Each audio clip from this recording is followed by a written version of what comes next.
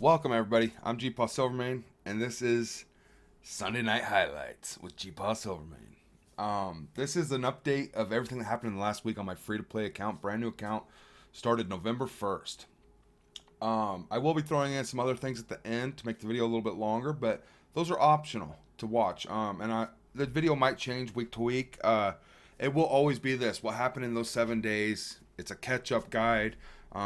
My day-to-day, my playthrough series each day is a little longer, the videos each, and it's not for everybody. So they'd rather just see kind of what happened with this free-to-play series, where I went, what happened, why I did it, and such. So I'm going to cover as much as I can. If there's anything else you'd like to see in next week's episode, or something I didn't cover that you'd like to see every week, comment down below. And I will add it in, absolutely, happily. If you have any questions, thoughts, please comment down below again, and I will answer them as soon as possible. If you haven't already, hit subscribe so you see this video every week and you get updated when new videos go live. If you're liking this video or this series, give it a thumbs up. That really, really helps my channel. It lets YouTube know to recommend this to more of the Marvel Strike Force community and gets these videos out there to them. I do have a list of notes here, so bear with me. Yeah, it's been an amazing week. For my first free-to-play account, or not my first, but for my free-to-play account's first week. And this is day 8, actually. I was only level 37 last night. I did not get to make this video last night. It is Monday morning upon making this. Let's go ahead and jump in here. I got these achievements I want to grab real quick. I want to start off on day 1 and what I accomplished, essentially. I will pull my roster up here so you can kind of look at what I've been doing while I talk about this. I made it to level 17 on day 1. And I ran out of energy. I ran out of anything to do. I did everything possible in the game. I also unlocked Blitz. I believe it unlocks at level 10 or level 15. But you only have like one team or 10 characters I think I had, so I was able to do one Blitz attack or one team essentially. So I guess I could have used refreshes, but I don't remember if I did. But I did Blitz with them. Day 1 was exciting. It took a lot of time. There's a lot of time investment. It teaches you a lot of things. Day 2 got a little bit more exciting, guys. I got my third villain hero. I actually went into the Blitz Orb, or the Blitz store here, and I'll kind of pull it up and walk through it with it here too, so you can kind of see my train of thought. But I was like, man, I'm opening Blitz Orbs, right? But I actually went down here, and I looked for a cheap villain that I already had some shards on from opening orbs. Well, Hydro Scientist, the one we came down to, I had 5 shards on him already, so I ended up purchasing him twice for 400 credits. So I spent 800 in the store. I don't recommend you folks farm anybody, but it got me my third villain, so I could start the villain campaign. And I started to push through it. I started an alliance at level 20. It unlocks alliances, and it throws you in a starter alliance. Well, I went ahead and decided to make my own alliance, GPA Quest, and we are recruiting. I believe we have 16 out of 24 members, but we're looking for active daily players, helping with the World Warrior milestone, people that want to grow, learn the game, and actually or have the time to play it. Yeah, it's quite awesome. Check it out, GPA Quest, or you can personal message me at any time on my Discord or in the comment section asking about it. And you're more than welcome. As soon as we get 24 members, I will think of making another alliance or having somebody else's alliance be a part of our clan of GpaSilverMane's community. And I will recommend people join that one. Also, we have Titans Reborn, my main alliance. It's for bigger in-game type players, mid to in-game type players. So check that out on the Discord. We are currently doing Ultimus 3 and 4, but mainly Ultimus 4 is where we're going to be at until people grow a little bit more. It's giving us the blue ability materials, and it's awesome. We're actually getting quite far into it, and we're getting great rewards. I spent 758K for my first high roller milestone. So I did go over the 650, but there's gear I needed. I had to invest in characters. I got to get through the campaign, so it's not always exact this first week, it seems like, from my experience here. I also made it to level 24 on day 2. So I grew another 7 levels, essentially. And that's where the day had ended. Now, day 3, the only thing I got wrote down here for day 3 is we unlocked raids. And that was awesome. We started on U1, and you can launch as many as you want for Ultimus 1, which is something I learned, which was kind of crazy. I never knew this. Because again, on my main account, this is some things I don't remember or things I didn't encounter. But you can launch as many of these as you want. And anybody in your alliance, I believe, can launch an Ultimus 1 raid for 600 keys starting out. And as soon as they're done, you get the payouts. So as you can see, the rewards here aren't great, but if you can finish this in 5 minutes, you get the rewards and you can start another one and attack if you have the energy. And if you have 24 members, obviously only 3 members can get in, so you're going to be running 8 of these at a time. You know what I mean, essentially. But we only did that a couple days, and then we tried U2. Or, yeah, we only did that a couple times, rather, not a couple days. But then we moved to U2, and it costs a few more keys, but it allows more members, 8 members.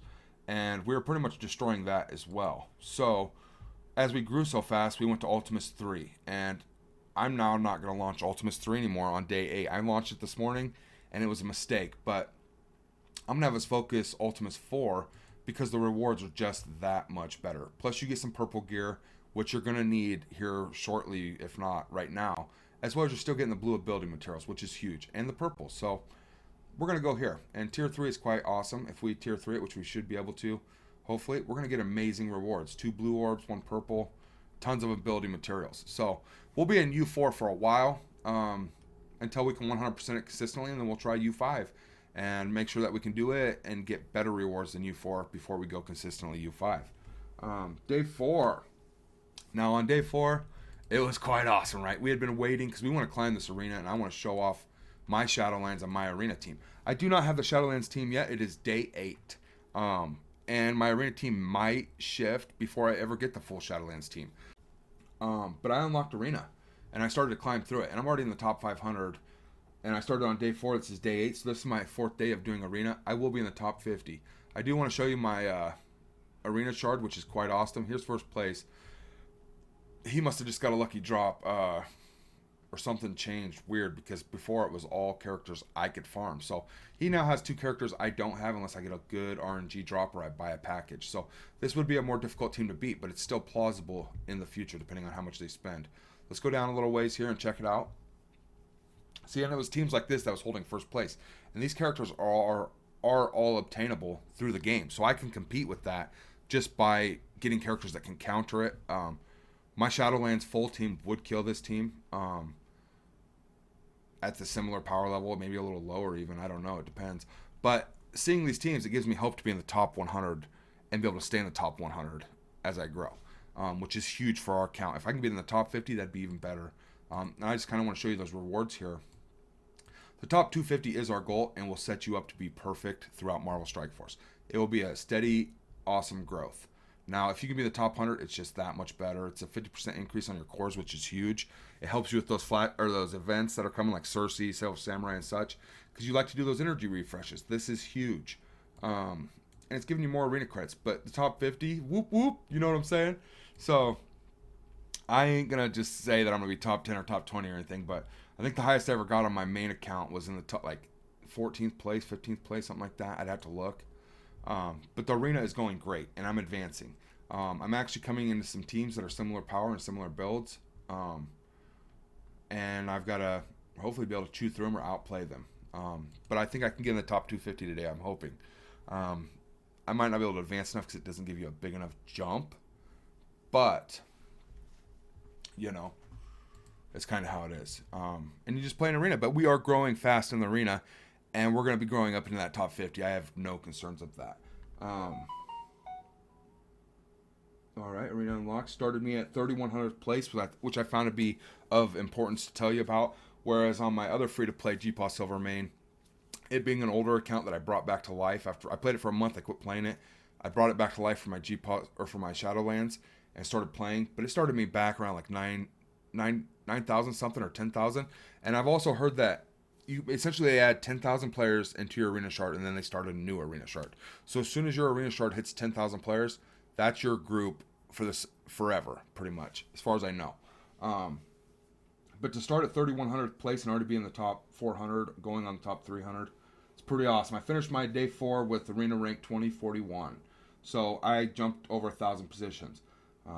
Day 5, the Cersei event started, and let me tell you, this event has given me nightmares at this point for this free-to-play account. It's just totally night and day compared to my veteran account. This is some things I've never experienced even on my main account, because I don't know that events like this were so common or at all. So I kind of want to show you. Obviously, these are the only 2 that I was able to max, and they are out of credits. So I'm no longer getting arena orbs, but I am still playing these just so I can spend my free energy, essentially. And it's giving me gold and basic orbs. So I'm getting what I can get for my energy that they're giving me for free, because I can't play anything else. And I'm leveling up characters, getting ready to move a little bit further, but here's the team I've been using for the Cersei event. And I'm going and I'm building them up. I'm bringing up my Wolverine now to hopefully replace Elektra, to be able to sustain with his passive heal and push me further, because I'm using Wolverine and Shang-Chi on my level 63 GpaSilverMane, and they have got me partially through the hard campaign and all of medium. So I don't have Shang-Chi, and I won't until this. I won't unless I get him at a 2-star on the Strike Pass, because that's where he's going to be. I think he's a 3-star unlock though, but I don't know. If he's a 2-star unlock, hopefully I'll get him out of Strike Pass. Otherwise, I won't have Shang-Chi again. And that hurts too. But that's just the way the cookie crumbles for me in this account. I unlocked Thor on day 5. I built him up a solid amount, 3427. But then I realized about this gear crunch with mystics. He's a mystic. She's a mystic. He's a mystic. 3 Shadowlands are mystics. So Moon Dragon or Moon Knight and White Tiger are also mystics. Cersei's a mystic. Icarus is a mystic. There's just tons of mystics, and they've been flooding the game with it. Well, I don't know if I'm going to take Thor any higher at this point. I might just leave him where he's at. We completed our first raid on day 5, which was awesome. And you got to bear in mind, upon starting these, we did unlock raids on day 3, but to complete it 2 days later in my notes is only 24 hours, because my first day in the game I started after a reset at 7 p.m., so I only got like 4 hours of play that night, and then day 2 started the next morning. So that's kind of why you're looking at the first 24 hours. It's offset a little bit. But moving into day 6, I finished the arena at 93rd place. And today's day 8, and I'm in the top 400. I'm at like 370. And that's all I got down for the notes. I didn't put any notes down for day 7 because I had a lot going on, but I kind of want to show off where I'm at in campaigns. I've made it to 6-8, as you can see here, and I've unlocked these. I'm not farming the Kree at the moment because I don't know if I'm going to go for a Mega Red on this free-to-play account. If you have or are already farming Kree, it's a great thing to do, because I'm farming them on my main account, going for a Mega Red now. Villains, I made it to 4-3, and I haven't pushed any further. Villains was kind of difficult to push any further. I am farming my Night Nurse and my Merc Lieutenant. If you're not going for the Kree and Omega Red, the hand flash event, the Catalyst of Change or something, it comes once a month or every 5 weeks, something like that. He's one of the hand characters you can farm, and he's a 60 energy. So if you're not going for Kree and you want to maximize your hand for your Catalysts, this is a good way to go. If you are farming Kree and you also need hand, you got to swap in between and farm when you can here and there.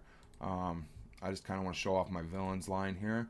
I am farming Black Widow for Skilletary. I'm going for the best Skilletary team, and Elektra. She's also a hand character, so she's going to help for the Catalyst of Change, as well as my Shadowlands. I'm going to just jump back to Heroes real quick and kind of show you what I'm farming here. I am not going Winter Soldier at this point because I don't know that I'm going to go for Omega Red or Adam Warlock or neither and just kind of go my own path. I don't know at this point. But eventually I will go for those characters. So if you're farming them now, it's not a bad thing. But I am going for Yelena Belova for the best Skilletary team. Again, I am not farming the Kree at this moment because I don't know if I'm going to go for Omega Red. And I know I've said that a lot. Here's another hand character. If you're not going Kree and you want to maximize your hand Catalyst of Change, there you go. And they're cheap. So that's something to think about.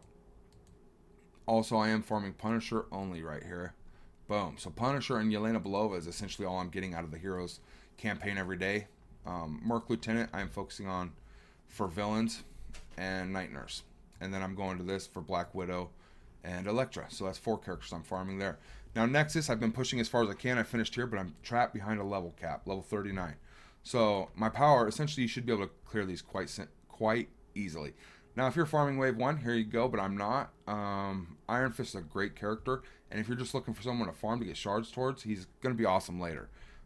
He's awesome now, but whether or not you're going to use him, that's your own prerogative. I am not.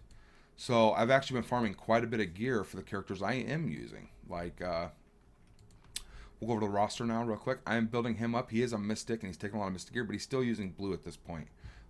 Gear tier 9 is when I need to start worrying about purple mystic gear. And Cersei's the only other mystic right now that I'm going to invest in besides Electra. And Electra I can stop at any time. Again, that's why I'm not going to go after Thor so hard this time. I am focusing Spider-Man, and I plan to max him as I'm able to.